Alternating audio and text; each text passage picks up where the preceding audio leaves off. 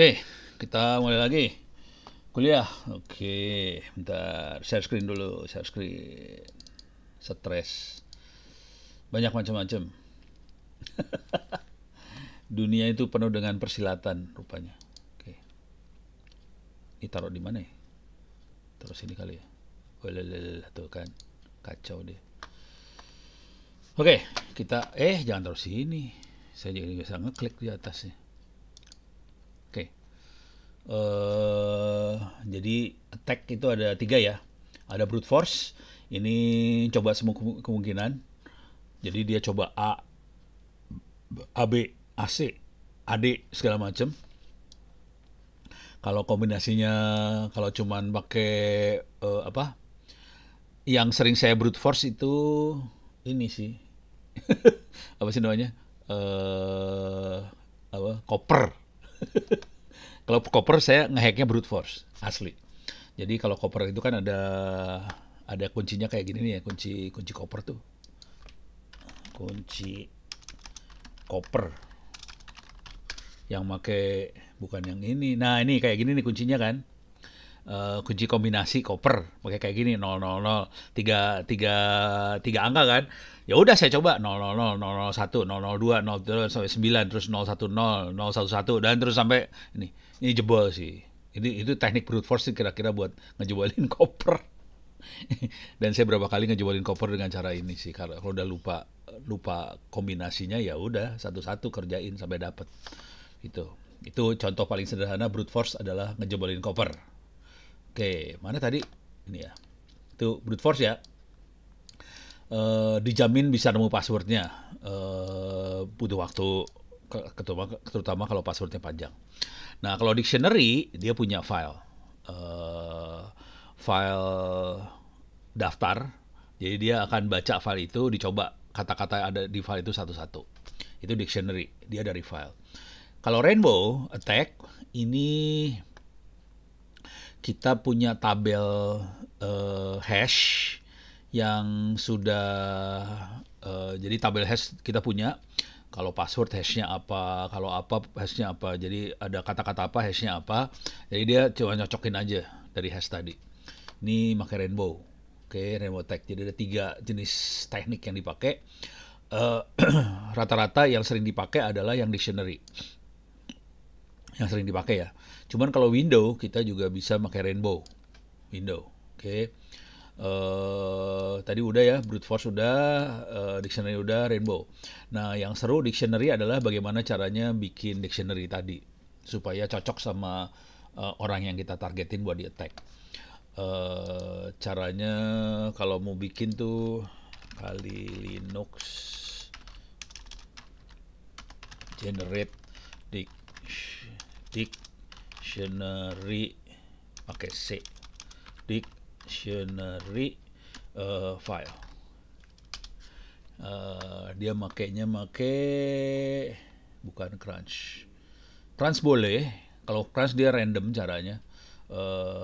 Jadi ini salah satu aplikasi yang bisa buat generate dictionary file, tapi dia random.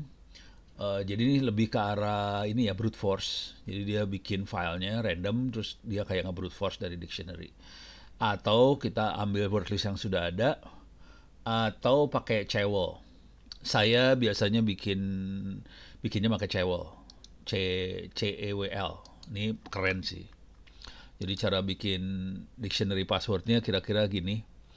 Dia akan nge-web. Jadi kita harus ngerjain PR dulu ya. Jadi PR-nya adalah kita cek dulu. Ini orang yang mau kita serang, dia punya web apa aja. Dia aktif di mana aja. Misalnya dia aktif di TikTok, dia aktif di Facebook, dia aktif di mana. URL-nya kita masukin. Kemudian pakai Cewl ini dia akan nge-browse ke web ini dan kata-kata yang sering dipakai oleh orang tadi akan dimasukin ke docs words ini, ke file teks ini. Oke. Jadi file ini akan dipakai jadi bagian dari dictionary. Kita boleh nge-web ke banyak web. Jadi ini nanti dikumpulin jadi satu. Jadi file dictionary khusus untuk nyerang orang yang mau kita serang. Gitu ya. Jadi ini kerjaan serius. Kalau saya nyerang, mendingan pakai yang ini sih, jujur. Parah. Ini probabilitas buat jebolnya tinggi. Kalau yang ini sih bisa lebih gampang dapat dictionary-nya orang. Oke, ini pakai cewel. Kalau diulang tadi ada crunch. Kalau crunch itu kayak brute force, tapi dia generate word list. John itu aplikasi yang buat nyerangnya. Hydra juga buat nyerang, tapi seringkali buat online kalau Hydra ya. Kalau Hydra passwordnya online, dia nyerangnya. Kalau John itu offline, gitu kira-kira. Oke, format-formatnya caranya ada di sini. Kalau mau ngelihat, ini cewel. Mana si John teh? Oh, kok cewel lagi sih dapatnya?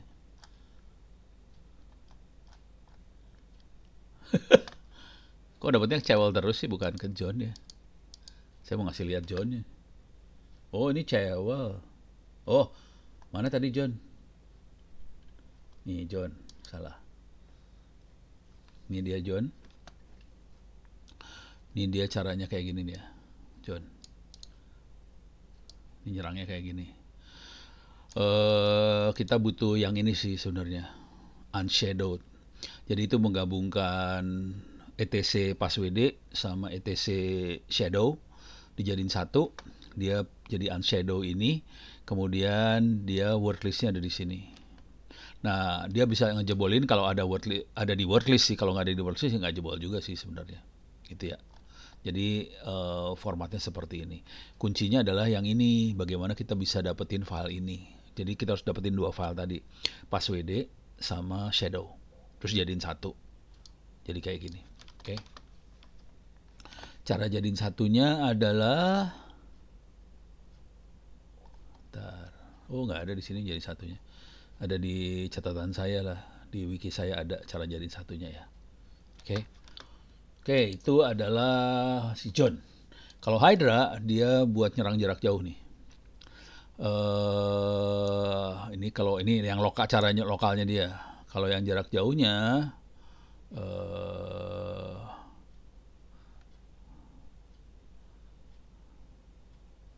oh nggak ada.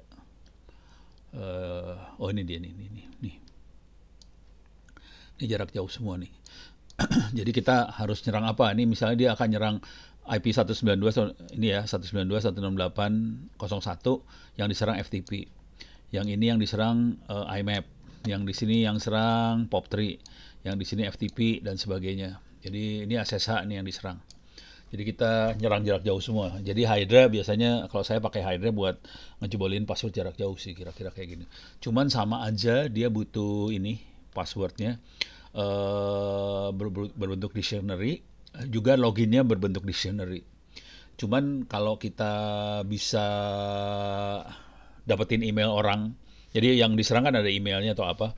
Kalau ada email kan berarti dia ada username-nya. Username-nya udah kita dapetin duluan, jadi nggak usah ngejebolin username. Kita cukup yang ini aja yang kita jebolin. Nah, kalau biasanya kalau L besar itu berupa file, P besar berupa file. Kalau L kecil, P kecil itu satu-satu. Jadi kita mau nyobain satu-satu, caranya pakai yang kecil. Kalau mau nyoba banyak sekaligus, pakai yang besar-besar. Ini file yang kita kirimin, gitu ya. Oke, ntar mana sih? Nih. Jadi ini udah. Ini kalau kita bandingkan, yang sering dipakai ini dua yang ini sih, yang sering dipakai. Saya ngejebolin yang ini buat Windows biasanya. Oke. Nah, cara mencegahnya pakai passwordnya kuat, harus kombinasi huruf besar, huruf kecil, angka, simbol khusus. Hindari gunakan kata-kata meeting chat. Yang mana? URL. Link yang mana? Yang di atas. Oh, itu. Oh, itu dokumen ini sih. Ini mau saya bahas habis ini ya. Oke, ntar mana tadi teh? Ini. Salah. Ini. Salah. Ini dia. Salah. Ini papernya Fatah nih. Fatah lagi bikin paper jurnal. Keren. Ini papernya Fatah. Ini harus diedit banyak lumayan. Ini Fatah sih bukan. Ini ntar yang saya sharing tuh ini mana ya? Oh, ya udah saya buka lagi lah, udah di delete, udah bukan di delete, udah tutup. Jadi saya dokumen ini saya akan sharing di di BSSN, Badan Siber Sandi Negara, 2 minggu lagi. Jadi mereka cari masukan untuk bagaimana mengamankan AI, machine learning segala macam. Ya udah, saya iseng-iseng bikin dokumen yang ini ya, menjaga AI tetap terkendali menghadapi tantangan keamanan. Jadi intinya bagaimana ngamanin AI, daftar isinya kayak gini nih. Isu keamanan itu apa aja, keamanan data, privasi data, compliance, isu khusus buat ChatGPT dan teman-temannya atau yang kategorinya large language model LLM. Terus ini lebih detailnya. Nah, ini dokumennya saya bagi ini. Ini saya copy ya, link. Nanti saya bahas yang ini ya. Abis ini saya coba bahas. Jadi ini nggak ada di kuliah. Saya akan bahas lebih dari sisi bagaimana ngejebolin si AI sih sebenarnya. Kalau yang ini dokumennya lebih bagaimana cara ngamanin AI.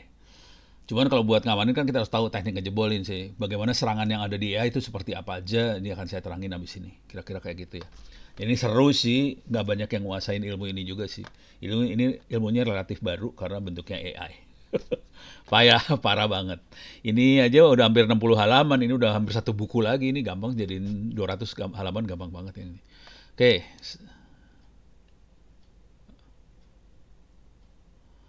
Iya bisa digituin. Macam-macam lah serangannya banyak banget. Salah satunya banyak parah, mengerikan kalau tahu, tapi banyak orang nggak tahu jadi seneng aja happy. Oke, kita sampai mana sih tadi?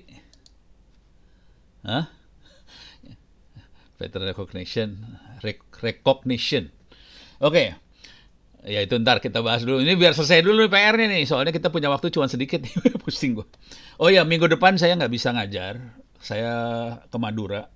Diundang sama Universitas Pamekasan. Jadi saya ada di Madura minggu depan. Jadi saya kesulitan. Makanya hari ini saya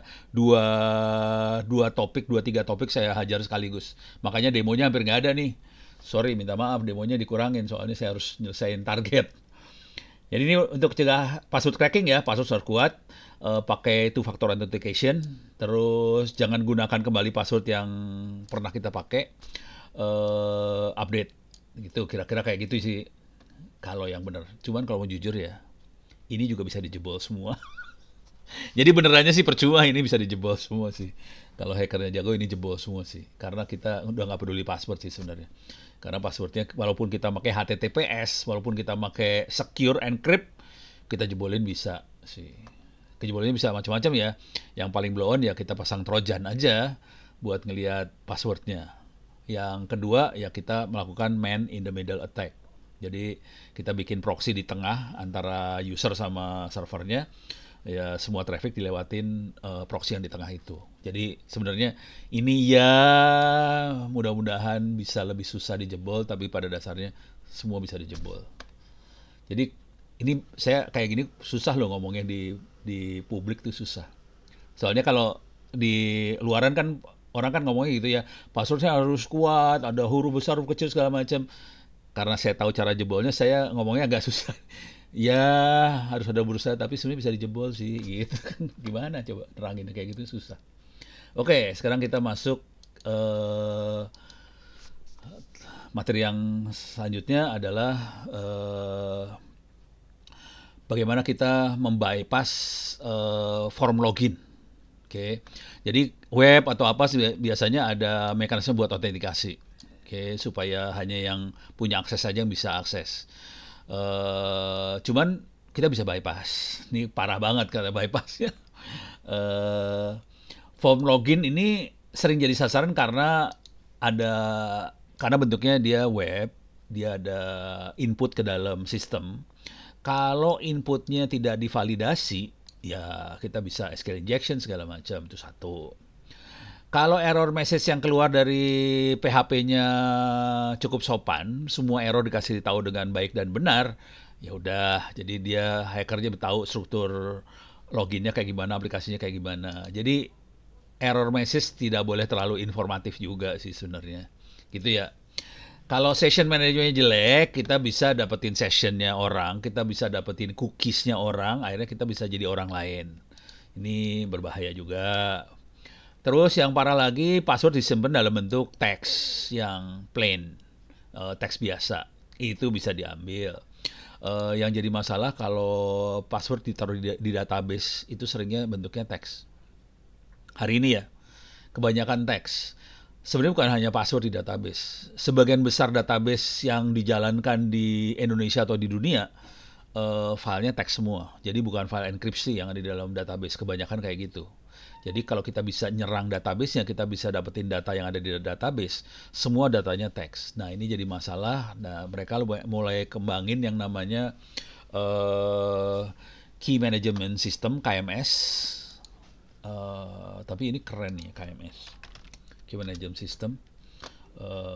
Oh ini kartu menuju sehat, salah. Ini contoh ya, SG. SG itu Sandiguna KMS. Perangkat Sandiguna Key Management System. Dia itu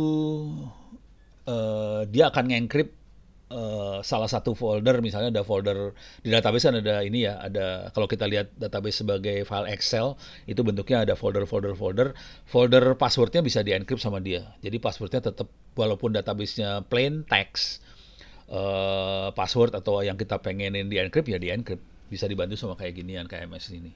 Kayak banyak sekarang KMS, udah banyak yang bikin KMS. Ini salah satu yang orang Indonesia yang bikin nih. Harganya berapa? 3M, keren, Bo. Ini masuk e-katalog. Dia masuk e-katalog ya. Keren. Oke. Jadi ini yang mulai seru ke depannya yang kayak ginian sih. Oke. Ini Pak Aulia yang sudah ngoprekin di database punya Dinas Kominfo Tangerang Selatan. Dia berhasil pakai Key Management System ini supaya database-nya ada yang ke-encrypt salah satu foldernya dan berhasil. Dan itu nge-encrypt-nya bukan berbentuk, enkriptornya bukan dari software, hardware dari prosesornya sih. Jadi fasilitas itu sudah ada di prosesornya Intel, sudah ada di dalamnya. Jadi kita cuma manggil aja langsung dia.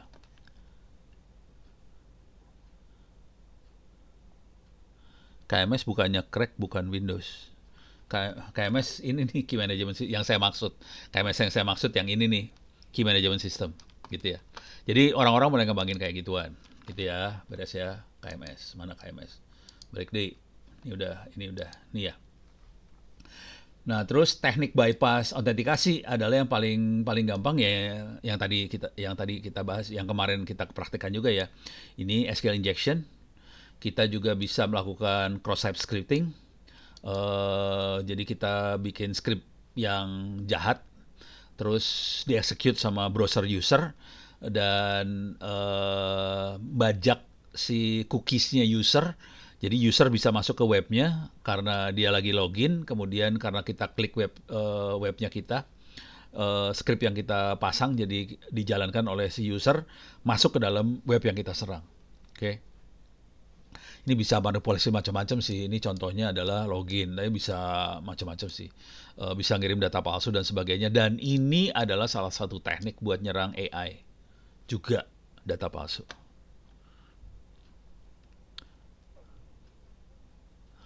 Oh, di Linux ada KMS Pico. Wah, menarik juga ya. Ini si Melia tukang ngehack juga rupanya ya. Pico. Wow, menarik. Wow, oke. Tolong, eh ini menarik nih. Kalau mau iseng, dioprekin dong supaya saya belum ngoprek nih, belum pernah pegang nih KMS Pico. Bisa nggak dioprek supaya buat ini ya? Kalau kita punya database misalnya MySQL atau apa, salah satu bukan tabel ya, salah satu kolom di tabelnya kita encrypt pakai SMS ini. Tapi ini kayaknya ini ya bayar ya, bagaimana sih? Soalnya ada aktivatornya. Bentar.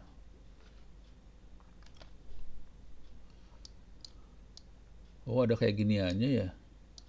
Walah. Free of course. Bisa nggak yang buat database ya? Coba Saya lebih tertarik ke database sih sebenarnya. Soalnya itu yang fatal KMS for MySQL. Ada nggak ya? Sorry nih, Ono lagi belajar juga ini ya. Percona itu salah satu turunannya MySQL. Ini kalau AWS berarti lewat lewat Amazon dong. Nah, udahlah, ntar lah. Tapi menarik gara-gara gara-gara ya dikasih tahu KMS Pico jadi saya jadi kepikiran. Oke, ini tadi urusannya cara bypass kita pakai SQL injection, cross site scripting, kita juga bisa hijack nyuri cookiesnya orang. Oke. Nah, ini buat dapetin cookiesnya orang, cara yang paling gampang adalah kita pasang ini ya, eh Burp Suite proxy.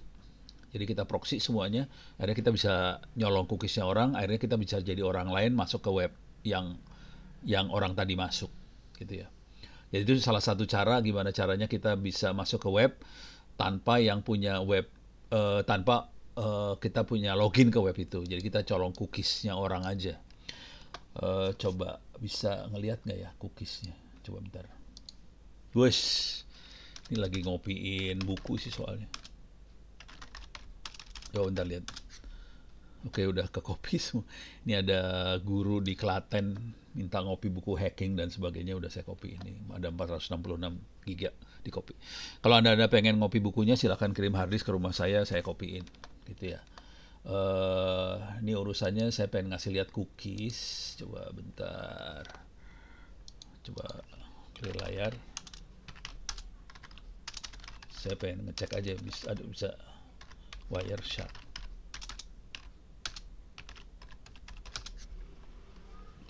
Oke, saya jalanin Wireshark.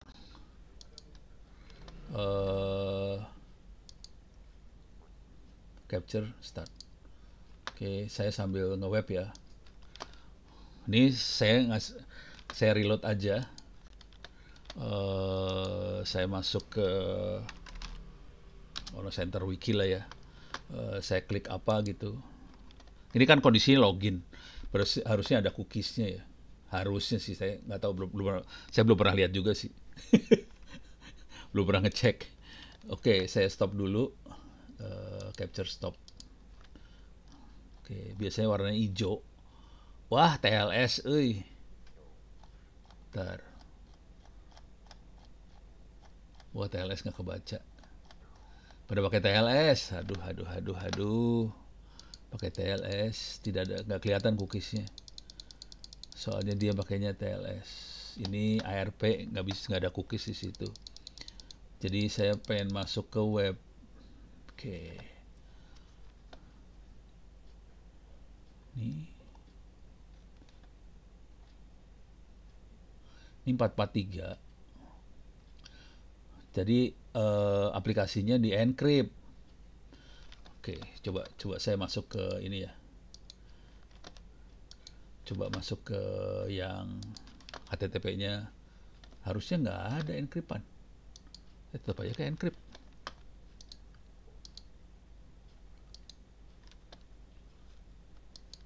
Jadi harusnya yang nggak HTTPS yang bisa kelihatan cookiesnya sih.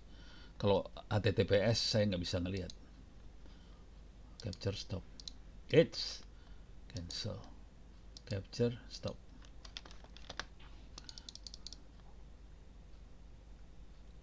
Nggak ada yang warna hijau. Jadi cara ngeceknya gampang sih, lihat warna hijau. Kalau ada warna hijaunya berarti dia nggak di encrypt. Aduh, nggak ada yang warna hijau. Ah, mati deh gue. Ini semuanya makanya semua wow. Make quick kayak gini nih, ini parah nih. Lebih susah ngejebolnya lagi. TLS semua nyerah. Ini TLS. Aplikasi datanya semua di encrypt, nggak bisa kebuka. Jadi harus pakai server HTTP aja, karena semua udah HTTP S susah, nggak ada yang warna hijau. Server hello, change cheaper spec, application data, aduh kan TLS lagi nih. TLS lagi. Ini nggak bisa dibaca kalau udah kayak gini. Transport layer security, pingsan dah lu, nggak bisa dilihat. Ini nggak bisa. Oke. Jadi teorinya harus dapetin cookies, cuman karena kita pakai HTTPS, di encrypt semua, jadi teori itu tidak berlaku. Jadi yang ini, mana sih tadi? Ini udah lewat ya. Ini. Jadi session hijack segala macam susah karena pakai enkripsi. Jadi ini banyak yang udah nggak bisa dikerjakan, udah susah banget sih. Brute force attack tadi ya mudah-mudahan gampang karena dia login biasanya dia ngebuka orang buat masukin username password sih, walaupun HTTPS ya. Oke, dictionary attack udah, mitigasinya kayak itu tadi. Validasi input segala macam. Oke, sekarang kita coba masuk lagi. Ini udah. Coba masuk sini. Ini John the Ripper Hydra tuh yang tadi ya pakai wah, ini belum diedit. Ini belum diedit nih. Oke, ini harus saya edit dulu. Oke, jadi ini belum diedit. Tapi kira-kira seperti yang tadi caranya di sini nih, John. Nah, ini dia. Oke. Ini kalau Hydra yang ini. Di Hydra tuh kita bisa target ke mesin lain ya. Kalau John lokal nih. Kalau John lokal, dia lokal aja. Kalau Hydra dia masuk ke mesin lain. Cuma ini harus saya edit dulu nih, belum. Ini materi sambil dibuat soalnya. Oke. Nah, sekarang karena saya punya waktu sekitar 15 menitan lagi, saya akan loncat ini, saya akan masuk ke sini. Mana tadi teh? Ini ya. Oke. Saya gedein bisa nggak?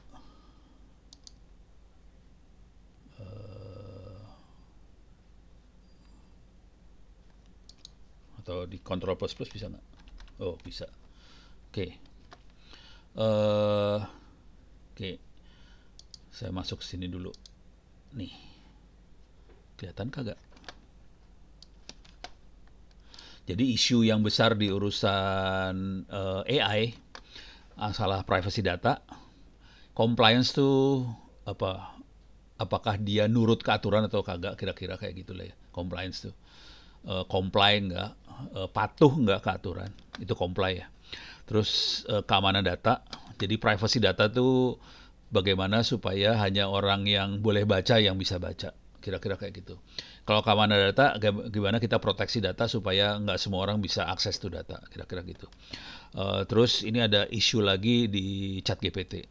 Ada yang lain lagi ceritanya kalau ChatGPT, ada tambahan masalah di ChatGPT. Terus bagaimana cara kita menyiapkan supaya kita nggak usah berurusan sama itu semua, apa yang harus kita siapin. Kira-kira ada 1, 2, 3, 4, 5. Ada 5 isu, 5 warna ya. Untuk privacy data ada masalah pelacakan data. Ini kira-kira kalau pelacakan data itu kira-kira gini. Si user harus tahu data dia dipakai di mana aja. Gitu ya. Dan si server atau si admin harus bisa melacak data tadi. Nah, ini masalah sih. Kalau udah kita main di AI segala macam, kadang-kadang kita nggak bisa ngelacak datanya ada di mana loh. Karena nggak ada lognya, catatannya kagak ada nih. Pusing kepala ya. Terus pengumpulan data seringkali tidak transparan. Tidak transparan kayak gini misalnya. Kan kita kalau pakai toko-toko online, itu data kita diambil sama toko online tadi ya. Apa yang kita beli,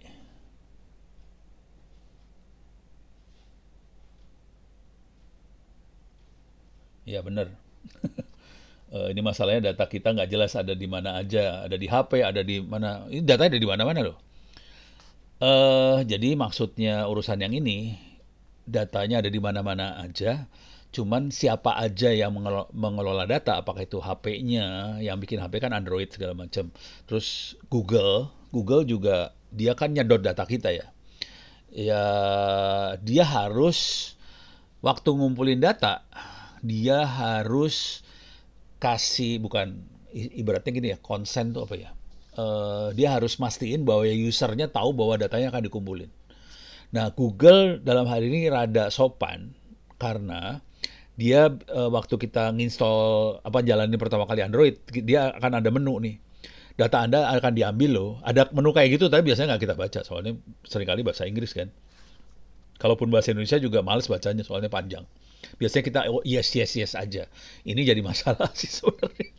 Jadi akhirnya pengumpulan data jadi tidak transparan karena usernya tidak sadar bahwa datanya dikumpulin. Nah ini masalah. Ini masalah privasi data ya. Kemudian juga di AI ada masalah bias data. Misalnya gini, kalau di Indonesia, kalau di luar negeri bias biasanya gender ya, laki perempuan. Kalau di luar negeri, ya di Indonesia juga ada sih laki perempuan ada masalah tuh, bias juga. Cuman kalau di Indonesia ada bias yang lain nih. Ada misalnya, kalau kita ngelihat orang Indonesia Timur, orang Papua, orang Maluku, sama orang Jawa, orang Kalimantan, orang Sumatera, beda pasti. Itu bias loh, itu nggak boleh sebetulnya kayak gitu. Terus juga misalnya kalau di Indonesia ada bias lagi, misalnya ada Melayu, ada Cina, nah itu bias lagi tuh. Jadi ada bias di dalam data. Dan itu di AI itu bisa dieksploitasi. Itu bias itu bisa dieksploitasi. Konsekuensinya eksploitasi, kita bisa membuat AI tadi jadi salah memberikan apa output. Misalnya kalau kita nanya buat pengambilan keputusan jadi salah karena ada bias datanya tadi gitu ya. Ini ngomong globalnya dulu ya. Nah, kalau di keamanan data itu ada kalau serangan cyber apa yang kita bahas selama ini yang di ethical hacking itu serangan cyber kategorinya. Keamanan infrastruktur itu di cyber security walaupun nanti di keamanan infrastruktur juga ada keamanan data. Yang jarang kita bahas adalah kerentanan model. Ya kalau di AI itu ada model. Nah, model ini itu di-generate dari training data. Dia dapatnya dari sini sih sebenarnya modelnya. Bayangkan kalau ini di sini datanya ngaco, datanya kita selipin macam-macam, modelnya jadi ngaco gitu. Jadi ini masalah besar sih sebenarnya di AI. Kalau modelnya rentan, modelnya gampang dijebol, ya udah bubar semua. Konsekuensinya waktu dia ngumpulin data, dia harus melakukan apa yang kita lakukan tadi, validasi input, segala macam itu harus dilakukan. Karena segala macam serangan akan masuk ke data, data masuk ke model, model jadi kacau semua. Kira-kira kayak gitu urutan jebolnya ya. Oke. Terus kalau compliance itu adalah masalah ini dia mau comply nggak, dia patuh nggak ke regulasi. Kalau di Indonesia ada undang-undang perlindungan data pribadi, dia patuh nggak ke situ. Kalau di Eropa ada GDPR, patuh nggak ke situ. Dan kalau kita masuk ke ruang internasional, kita aplikasinya Go Internasional, kita harus patuh regulasi yang internasional tadi. Dan ini nyebelin banget kalau mau terus terang aja, kalau kita masuk ke internasional nyebelin banget. Contohnya hak akses data. Contohnya gini paling blow on mah. Jadi di aturan internasional nih ya, user punya hak buat minta data dia untuk di-delete. Pusing kepala dulu. Jadi misalnya gini, kita bisa ngomong sama Tokopedia, kita bisa ngomong ke Bukalapak, Bukalapak, Tokopedia, saya pengen semua histori pembelian saya di-delete. User punya hak ngomong seperti itu loh, hati-hati. Nah ini kan jadi, yang pening kan tukang coding, programmer pasti pusing kepala digituin loh.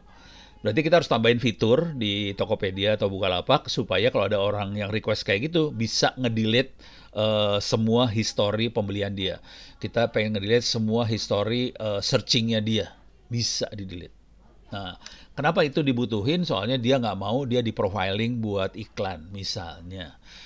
Jadi itu ada, tapi kalau kita lihat di perlindungan data pribadi nggak ada itu. Itu nggak ada nih. Hak akses data itu nggak ada.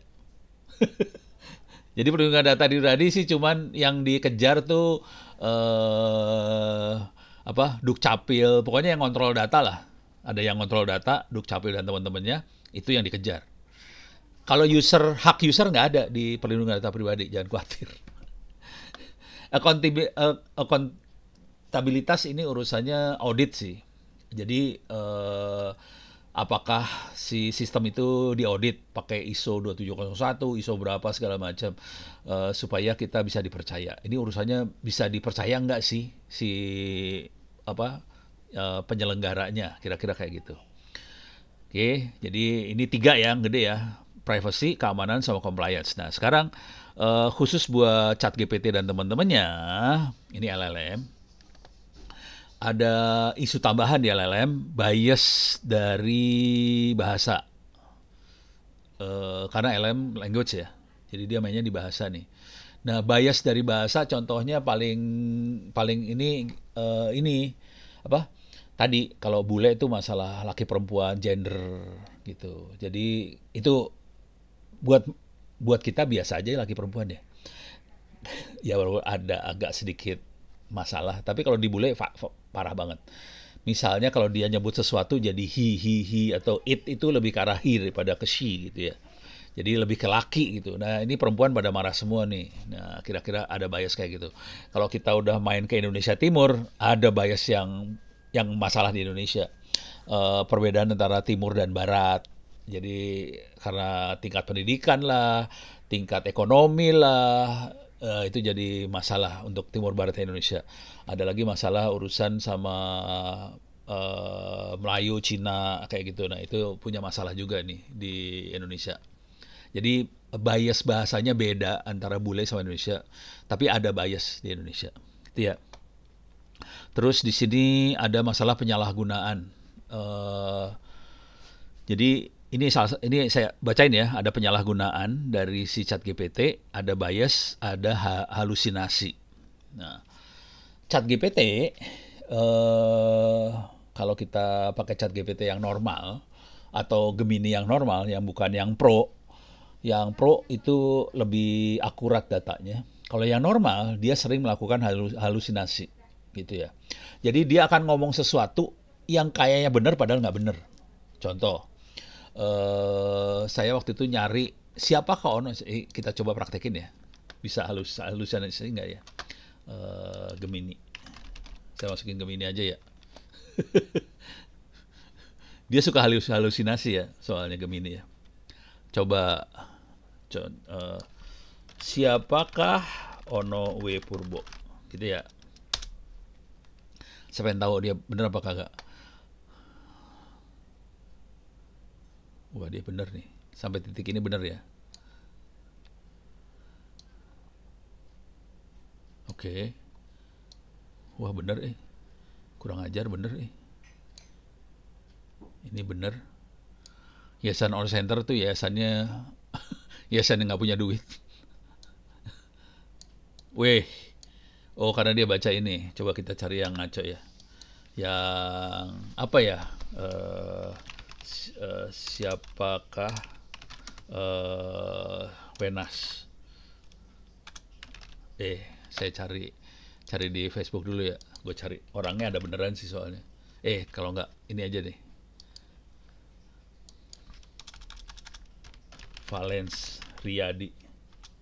Oh, boleh. Siapakah penemu aja dulu? Penemu. Bukan Ono soalnya. Saya tahu bukan Ono ya. Parah loh. Siapakah penemu wajan bolik? Tahu dia bener Bu Nadi. Bener Parah dia. Oke. Jadi yang nemuin Pak Gunadi, bener. Coba. Siapakah Pak Gunadi penemu wajan bolik? Kita fokus ke Gunadinya.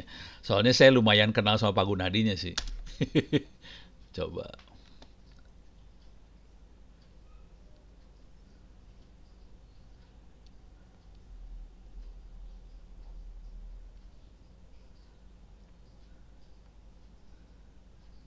Wah, maksudnya yang gitu deh.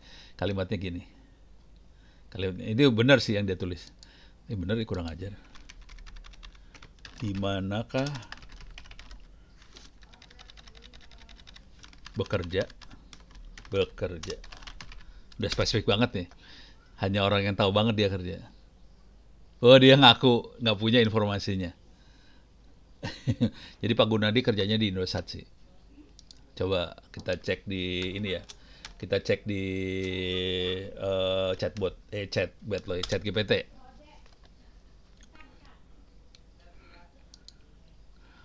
Saya lockout dulu. Saya login pakai Google.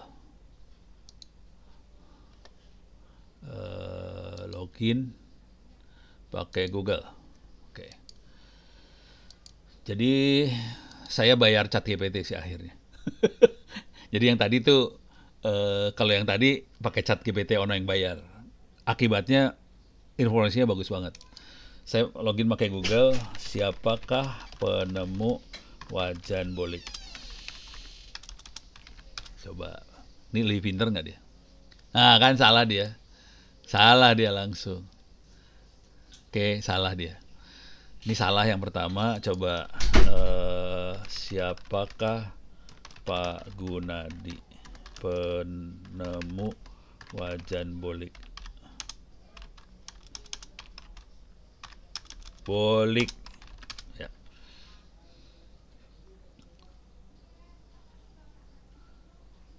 Kartasasmita, ngarang nih.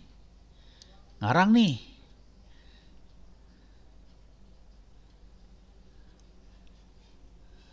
Eh,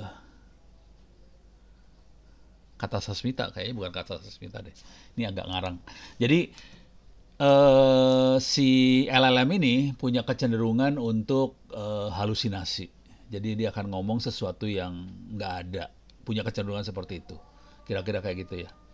Ya udah Isa lagi. Ya udah, kira. Ya udah saya selesaiin cepet aja. Ginanjar Kartasasmita Menteri zaman Soeharto, ya betul. Makanya ini ngaco banget nih. Nih, jadi kira-kira itu ya. Nah, untuk mitigasi resikonya ada enkripsi data, transparansi, apa yang kita lakukan harus transparan ke user.